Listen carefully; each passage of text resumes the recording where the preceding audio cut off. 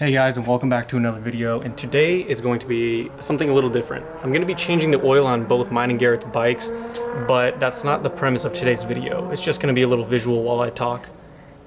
And today we are going to be covering two things. One, I'm going to be giving an update about my dirt bike since the accident over a year ago, because I really haven't done that and a lot's gone on since. And two, we're going to be talking about potentially racing dirt bikes today. So stay tuned for that, guys, and let's jump right into the video. I honestly feel like I wear this shirt in every video I make, but at this point it's just a throwaway shirt, so I don't care if I get it dirty. I'm not the best at multitasking, so I have no idea why I wanted to do the video this way, but I've been meaning to do dirt bike updates for a while, and it's just never coming up naturally in a video, so I thought, why not do it right now while I do this? So it's been about a year and a half since my dirt bike accident, where I went over the handlebars in about fourth gear, broke my wrist, dislocated it, had surgery and all that fun stuff, but hold on, don't want to drop these. So yeah, that wasn't fun, and also alongside breaking myself, I broke some of the bike. The front tire got slashed open, the levers broke, the grips ripped. I think that was it. So not too much damage, just a little bit, but I had a lot of downtime due to the surgery and everything, so I didn't ride it. So after I healed up and I finally got back on the bike after what seemed like forever, I took it out for one trip, and as soon as I started riding, got some rod knock on this bad boy. So the engine had gone a little sour on me after I had already bought new tires, bought new levers, bought new grips, and all that fun stuff. So I sent it over to Corona Motor Works, where they rebuilt the top end of the engine. So they rebuilt the top of the engine, and I found out something very interesting about my bike that I did not know. The mechanic there says that it looks as if the previous owner, or one of them, ported the engine. And he explained it all to me, but he's very Russian and had a thick accent, so it was kind of hard to understand everything that was going on, but long story short, yeah, it looks like somebody ported the engine, meaning, and I'm gonna get this wrong, I know I am, either it's letting in more fuel and there's no system to add more air to get an equal mixture, or it's vice versa, it's letting in more air and not enough fuel. So either way, he recommended like a computer management system to get the right mixture of air and fuel at the same time, which I haven't done yet. But he also said that it being ported, it's built a little more like a racing engine, nothing too gnarly, but you know, but still built to where it should be taking higher octane than what I use. Garrett and I both use 91 on our bikes, but he's saying it should be taking, I believe, 110, he said. And nobody's got the money for that, so we might either just buy 110 and mix it with 91 so we have higher octane but not quite 110, or we'll get like fuel additive or something, because Garrett's engine is also built to be sort of a racing engine as well. The mechanic actually kept this for me and gave it to me when I picked up my bike, but let's see if you can. This right here is the culprit of that aggressive rod knock in the engine that he fished out.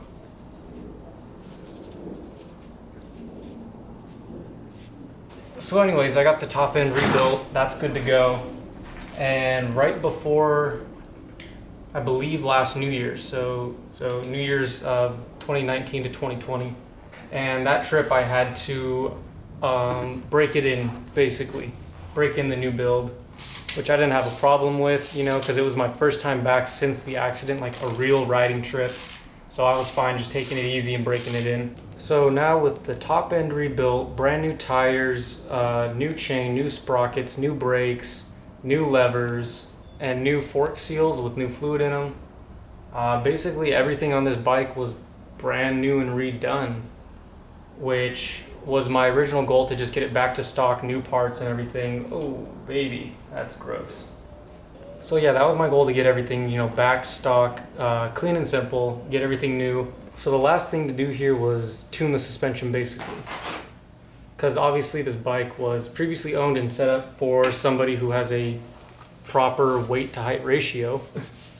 But as you guys can tell, I'm a little on the skinnier side, so I don't weigh the average weight of somebody my age and size for this bike.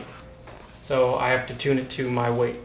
So there we are on our New Year's trip out in Ocotillo Wells, breaking my bike, and we're camping with a bunch of people that Garrett's family knows. And I think like a friend of a friend or somebody, somehow they ended up in our camp, but this guy used to be a factory mechanic for all the big names and brands of dirt bikes for Supercross. He worked with pro racers and worked as a mechanic on their team for factory riders. So he knows all the ins and outs of bikes like the back of his hand. So as he's packing up one day to leave, Garrett and I are thinking, hey, let's just mess with my sag right now. Oh, we don't quite know how to do it 100% properly, so let's go ask him and see if he can give us some pointers. So I walk over and ask him like, hey, I'm trying to do the sag on my bike. Do you think that you could let me know if I'm doing this right? And he said, give me a second, I'll be right over. And I was like, okay, that's weird. I just wanted, some pointers or something. I don't want to waste this guy's time or anything. So this guy comes over and he brings his whole tool bag and everything, and he doesn't say a word to me. He just starts going to town on my bike. Like ×2 speed. He's just going at the rear suspension, the front suspension, just dialing it all in, all around. And this guy's just going to town. He's like, okay, get on the bike. I get on it, starts messing with it. Okay, get back on, starts messing with it. And this dude just going to town on the suspension. I'm like, whoa, this is a lot more than what I was expecting, but this is pretty cool. I have somebody who's been working with pro racers and with factories for years as a professional, tuning my suspension for me. So he gets it all set up, or he's pretty close to being done. And I'm like, hey, are you setting this up for like an average weight rider? And he's like, yeah. Why? How much do you weigh? And I told him, and he's like, oh God, really? And I was like, yeah. He's like, okay. And goes back and starts messing with everything again. So I got my suspension dialed in by a professional, which is pretty rad. So as of right now, my bike is pretty set up. I got fork seals redone, new oil in them, new tires, new brakes, new chain, new sprockets, new levers, new grips, and suspension is dialed in right now. And given that it's been sitting for a while, that's why I'm doing this oil change on it, transmission and engine with a new filter, just because season's basically starting right now and might as well start the season off right. Don't want any mishaps or anything, just treat the bike well. And I think that's pretty much it for the update on my bike. I'm gonna finish this off real quick and then we'll hop onto Garrett's bike and I'll start the potential race update. Okay, I finished mine up. The only concerning part is refilling the transmission oil. It says 0.68 liters. And I watched a video and it said like there's a bolt on the other side that I'll show you that they say just take out and leave open because once it gets full it'll start flowing out of there, so you know when it's full. I did the 0.6, well I actually did like 0.7, 0.71 and it wasn't pouring out, so I did a little more, so I ended up at like 0.75 and it still wasn't flowing out, so I stopped. I don't know why, but anyways, the riding feels a lot smoother, the shifting gears, the bike doesn't feel as jerky, it feels good, so I'm glad I changed the oil on that before the trip we have this weekend. But now we're going to start on Garrett's bike and we're going to start talking about what I was referring to as like potential racing. Now, I don't know who's been changing the oil on mine other than me, but those bolts are tight as hell. So this past weekend, as you may have seen, we raced the UTV World Championship with the LASD Motorsports team. Dude, that is disgusting. Oh my God, this needed to be changed. That is like straight tar. I like how I wore gloves when changing mine when I knew it wasn't going to be as bad and I got nothing on my hands. But when I'm not wearing gloves and I know it's going to be disgustingly black, I'm not wearing gloves and it gets everywhere. Anyways, as you may have seen this past weekend, Garrett and I went out to help out the LASD Motorsports race team, the same race team that we helped out at the Mint 400. And when I got back from the trip that night, I was thinking to myself, man, I really want to get into racing, but I don't have the money for a side-by-side right now. So I thought, man, wouldn't it be cool to start racing dirt bikes? That idea didn't last long. I talked myself out of it just because I've already messed up this arm. I have the plate, the brake, and everything. So I'm like, I don't know. I'm not as experienced in dirt bike riding, especially at high speeds competitively. So I don't know how that would really hash out or how well that would go. So I thought, no, I probably shouldn't. I should just save up and get the side-by-side in a few years and start racing then. Funny enough, Garrett texted me the next day saying, hey, I think I want to race dirt bikes. And I was like, that's so weird because I was just thinking that last night.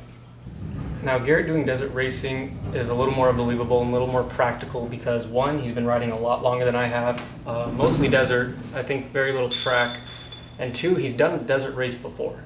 So I just fully supported that and I said, you know what, I think that's a great idea, you should do it. Only thing is, if we're gonna do it, we're gonna do it 100%.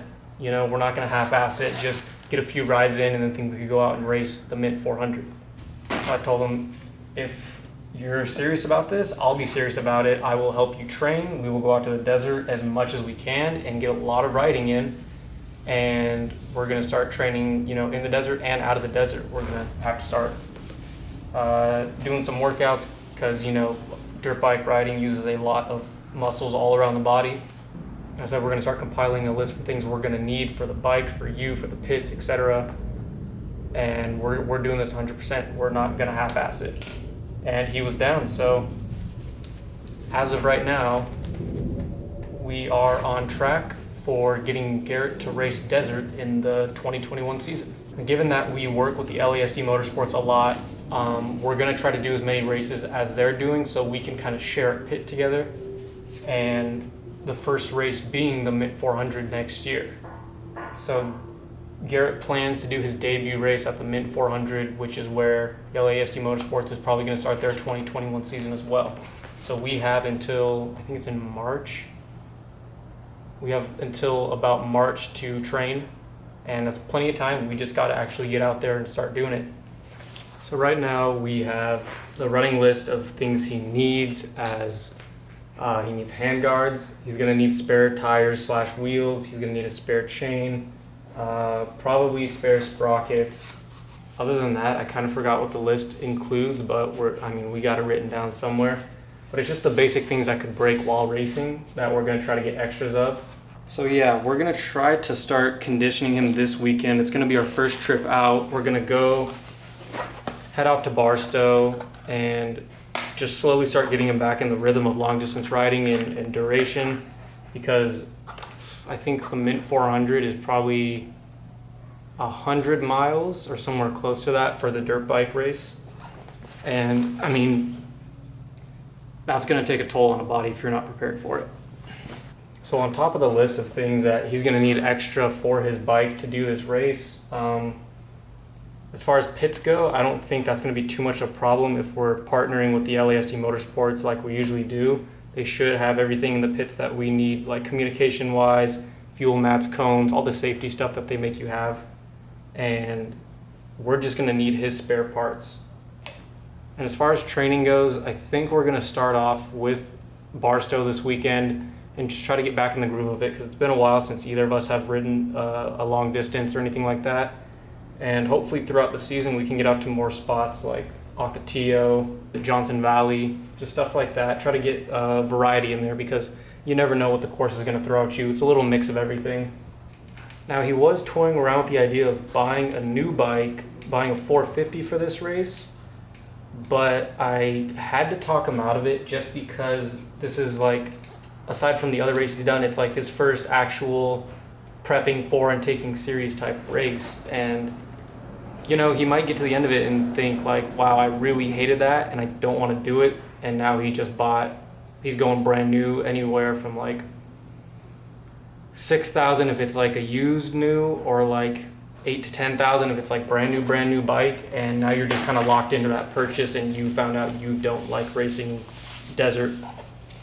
So I told him, you know what, just try to knock out this season, or at least the first 3 races with the bike you have now, because that was the whole idea behind doing desert racing on a bike, is because we didn't have the money for the UTV, so why spend that money on a brand new bike? Just use what we have now. It's more cost efficient and stuff like that.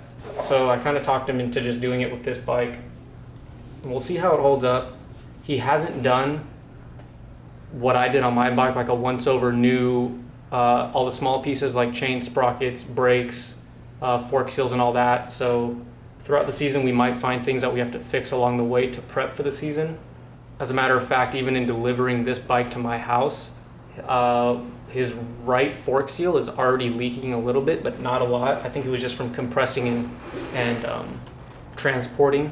So we'll have to keep an eye on it this weekend, but we're pretty sure he's gonna need like new fork seals and stuff like that. So with Garrett Racing, it's gonna give a whole different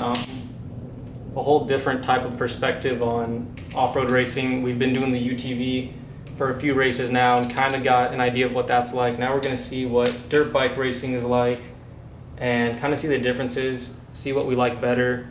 I haven't talked to him about it yet, but I'm hoping that he will give me the honor of being like team manager, you know, kind of running the pits, try to recruit some people if we can that know a little more about bikes than we do to work on them in case of an accident that he has on the course and has to bring it into the pits. But yeah, he'll get some insight to racing. I'll get some insight to pit manager and kind of running a pit without the assistance of the people who run the LESD Motorsports pits. So with all of that being said, now it brings me to the in search of section of the video. Like I mentioned before, Garrett and I have, oh dude, see, this is what I'm talking about. We're just stupid when it comes to stuff like this.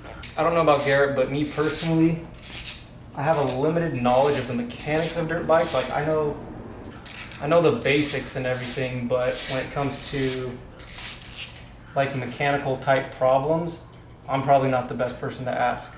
Yeah, basically we're just trying to find somebody that is mechanically inclined when it comes to dirt bikes to be in the pits with us, to see you know, if anything goes wrong during the race and we need a quick fix on the bike, we got somebody there who knows what they're doing. So if you or anyone you know is like that, please feel free to hit me up on my Instagram, which is going to be on the end card of this video, or just comment under the video directly and reach out to us and we'll see what's up. And if any of you have any race experience for desert, feel free to hit us up as well, because you know, we're looking for some insight on this. We don't know. I don't know anybody that's ever raced desert before extensively, and I don't know if Garrett has, so if we can get some insight, that'd be helpful too. I just wanted to kind of update you guys on the bike situation because, like I said, there's been no video where I can just organically bring it up and not kind of stray away from the purpose of that video. But I still wanted to fill you guys in on what's going on.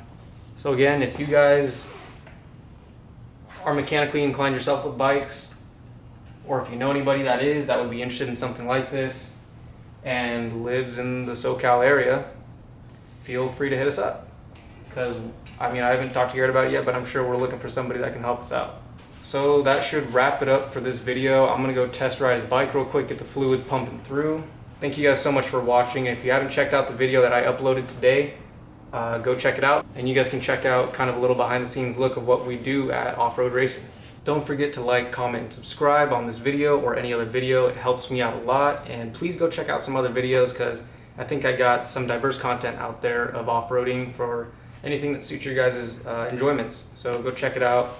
Thank you for watching, and I'll catch you guys in the next video.